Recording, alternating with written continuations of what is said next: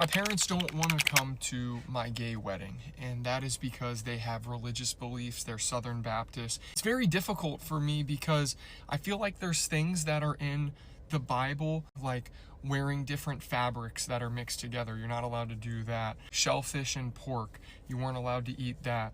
People that had like disabilities weren't allowed in the temple or the church. But all those things are just like wiped clean. And when it comes to gay marriage, we can forget about all the other things that were written, but still have to follow this. And so it kind of hurts. There's two tensions really that he's bringing up. One is about the law, the nature of the law, and what you have to obey and not obey. And the other is about just how to interact with family members.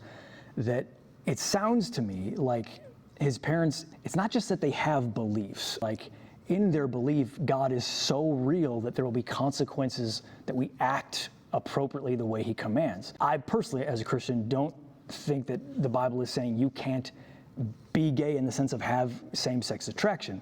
But his parents likely believe there's going to be consequences the same way there's a consequence if there's a bear in the yard. If there's a bear in the yard, they'd say, don't go in the yard for real because you will get hurt. And I could see a situation where that's what they're trying to say to their son. With regard to the law, that's a whole different issue. Jesus came to not throw away the law, but to fulfill the law. And that's what he did. Especially those ceremonial laws, the ones that he was mentioning, like don't eat pork and all the rest of those were about, I can't get close to God unless all these different things are done. Well, Jesus is so awesome. He came and died on the cross. He fulfilled all those laws, so now you and I get to be close to God. When we get close to God through Jesus Christ, he commands us, now go back to the moral law and act the way I want you to act because it does something to your heart. It trains you to be the being that I want you to be.